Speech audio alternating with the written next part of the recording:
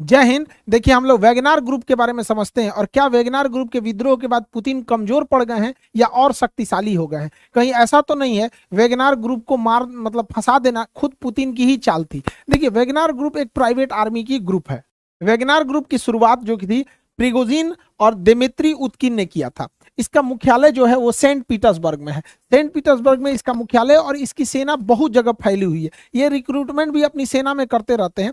इसका मुख्य जो करता धरता था वो प्रेगोजिन था। प्रेगोजिन पहले एक सेफ था, मतलब पहले वो रेस्टोरेंट चलाता। जब पुतिन 1990 के दशक में जब वो मेयर का ऑफिस में काम करते थे, उसी समय प्रेगोजिन अपना एक रेस्टोरेंट खोला था। उस रेस्टोरेंट में जाके ये खाना खाते थे पुतिन। तो वहीं से इन दोनों की दोस्ती हो गई। बाद में पुतिन जो है वो सत्ता हथिया लिए, बाद में इनसे करीबी बढ़ी, तो ये सेफ बना और बड़े बड़े लोगों को खाना खिलाया। देखिए यहाँ पे बुश से लेके जितने राष्ट्राध्यक्ष थे उन सबको ये खाना खिलाया। बाद में ये कॉन्ट्रैक्टर बन गया और धीरे धीरे इसकी संपत्ति बढ़ती गई, और इसने बनाया एक वैगनार ग्रुप जो प्राइवेट आर्मी का सिलेक्शन करती थी। ये प्राइवेट आर्मी पूरी दुनिया में फैली हुई थी। ये माली में गई, लीबिया में, कांगो में, सीरिया में, और हर जगह इसने अपनी प्राइवेट सेवा दिया था। प्राइवेट आर्मी से फायदा ये होता है कि अगर ये कुछ कांड भी कर देते हैं तो सरकार कर देती है, हमको क्या मतलब, ये तो कोई प्राइवेट कंपनी थी।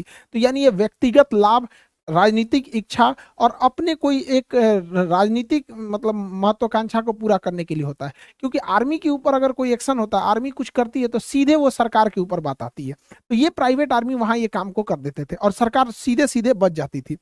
ये वैगनार ग्रुप इसमें बहुत खतरनाक लड़ाके शामिल होते हैं। विगत इधर सालों में, यहाँ हालिया महीनों में देखेंगे तो इसमें गोरखा, नेपाल से गोरखाओं भी वहां जाने लगे हैं इसमें शामिल करने के लिए। यहाँ पे प्रेगोजिन ने बहुत बड़े मात्रा में जेल से कैदियों को निकालकर और अपने इस वैगनार ग्रुप में शामिल करने का प्रयास किया था। आप सोचिए, जेल में कोई अच्छा आदमी तो जाता नहीं है, खतरनाक लोग पहुंचते हैं, उसको ले आके ये वैगनार ग्रुप में शामिल कर दिया। तो आप अंदाजा लगाइए वैगनार ग्रुप कितना ही ज्यादा खतरनाक था।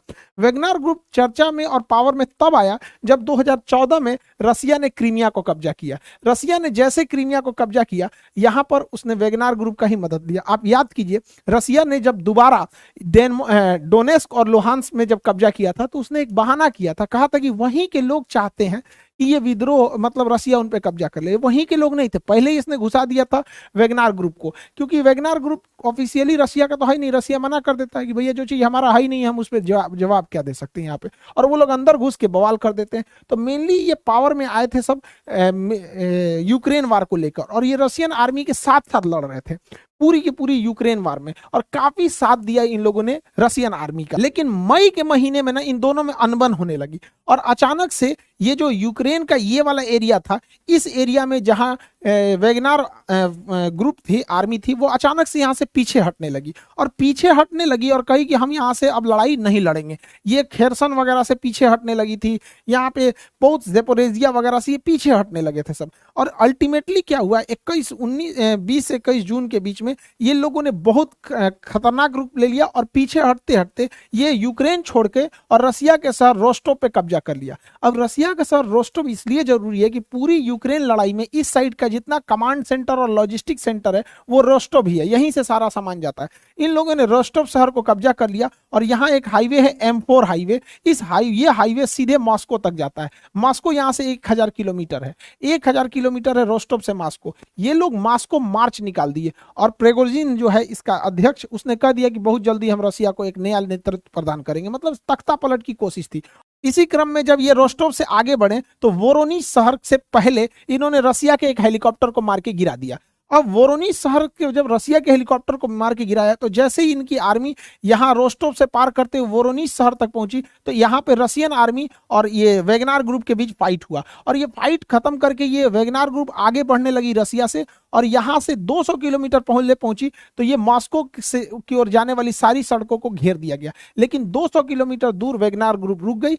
इसी बीच क्या हुआ कि यहाँ से बेलारूस की एंट्री होती है। बेलारूस कहता है प्रेगोजिन को समझौता करा देता है। प्रेगोजिन यहाँ से बेलारूस चले जाते हैं, और यहाँ से वो आदेश देते हैं कि यहाँ से उनकी सेना अब लौट जाएगी। अब यहाँ से वैगनार ग्रुप जैसे आई थी, वैगनार ग्रुप यहाँ से फिर से उसी तरह से वापस लौट गई यूक्रेन के रास्ते। लेकिन पुतिन इस पर पूरी तरह से भड़क चुके हैं। पुतिन ने सबक सिखाने का ठान लिया है वैगनार ग्रुप पर। देखिए एक्चुअली हुआ क्या था, इसके पीछे जांच के बाद क्या पता चला उसको हम लोग समझते हैं। देखिए, सारी कहानी होती है, अचानक से ये 2 दिन का तख्ता पलट शुरू होता है, और ये बेलारूस के लुकाशेंको। तो लुकाशेंको के इंटरफेयर के बाद अचानक एक दिन में तख्तापलट खत्म हो जाता है। ये इतना चुटकी में नहीं है। हालांकि आप समझ सकते हैं पुतिन कितना पावरफुल इंसान और कितना इनका पकड़ होगा कि चौतरफा ये प्रतिबंधों से घिरे हुए हैं, पूरे यूरोप भर पानी पी पी गरिया रहा है, यूक्रेन में लड़ाई लड़ रहे हैं और अंदर तख्तापलट की बवाल हो रहा है, फिर भी 2 मिनट में सुलझा दिया ये इंसान। देखिए हो रहा क्या था यहाँ पे, ये सब चीज पहले से पुतिन की चाल थी। समझिए पुतिन ने क्या किया, जब वेगनार ग्रुप का सहारा लेना था तो वेगनार ग्रुप का सहारा लेने के लिए इन्होंने, पुतिन ने पूरी यूक्रेन वार की जिम्मेदारी अब जनरल सर्जेई सुरोविकिन को, ये जो थे ये वेगनार ग्रुप के सपोर्टर थे, ये वेगनार ग्रुप को प्रॉपर सपोर्ट कर रहे थे और वेगनार ग्रुप जो थी अपने पूरे लड़ाकों के